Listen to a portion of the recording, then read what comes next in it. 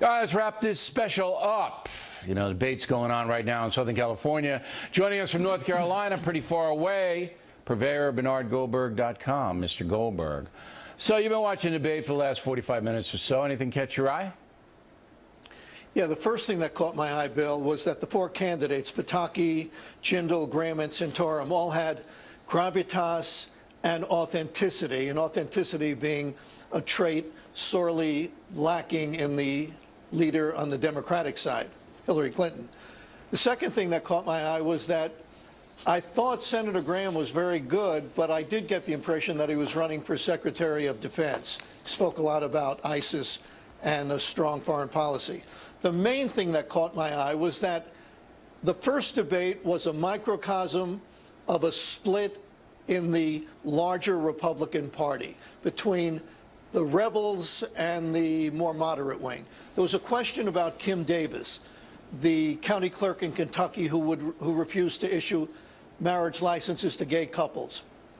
Santorum and Jindal will please the Christian right.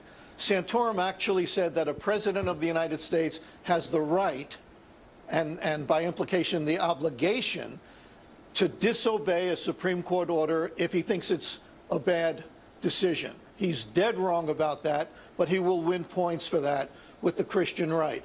I thought that Pataki and Senator Graham were courageous in that they not only disagreed with Kim Davis and said, if you have a job with the government, your religion comes second to that job.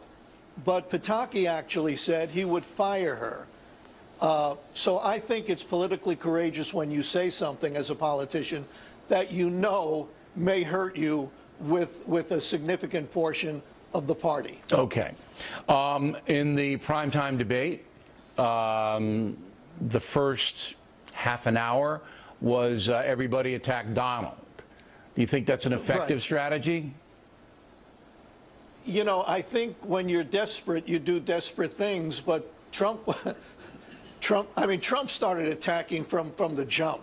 I mean, somebody asked him a question about whether he had the capacity or the character to deal with nuclear weapons, and he attacks the looks of Senator Paul.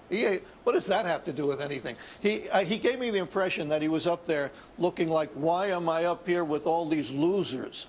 So it may be a strategy. It may be the only strategy they have to try to knock him down a few pegs. But I'll tell you this, Bill.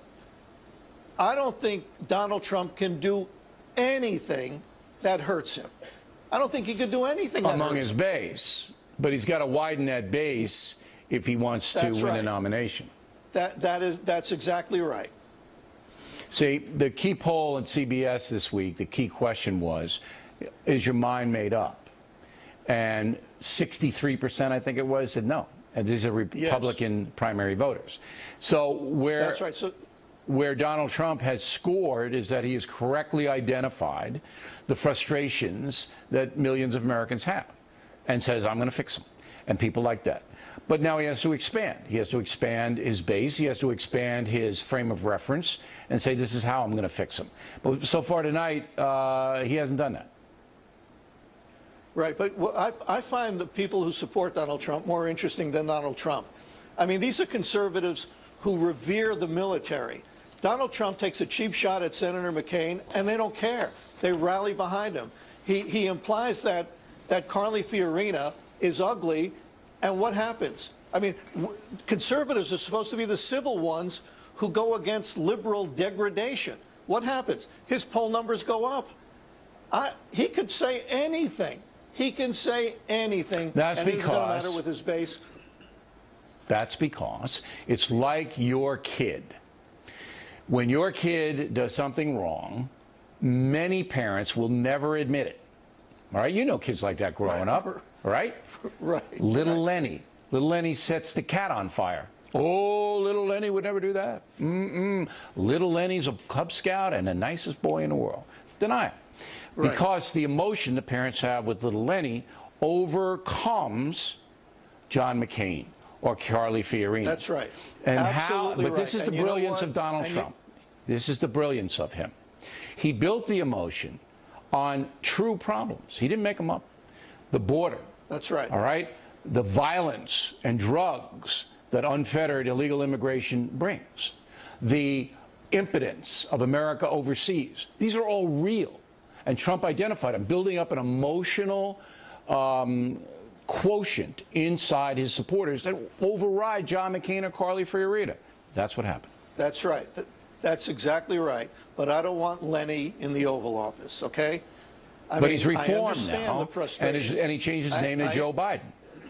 That was a joke.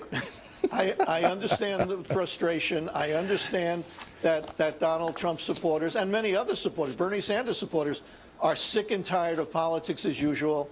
But at some point, if you're a conservative, you don't accept somebody implying that Carly Fiorina is ugly, and you don't accept attacks on John McCain, who stayed in prison when he could have walked out. That's right. And I made that quite clear to Trump on his program, and Trump walked it back. But in the face of ISIS, in the face of unbelievable garbage going on in the immigration situation, those things are insignificant to Trump's base. Last word? You're right, and the question, as you rightly put it earlier, is will that base expand? If it does, he may be the nominee, and God knows he may be the next president. If it doesn't expand, it's over. Okay, but it's been entertaining while it lasted. We will wrap things up with some personal comments by me after these announcements.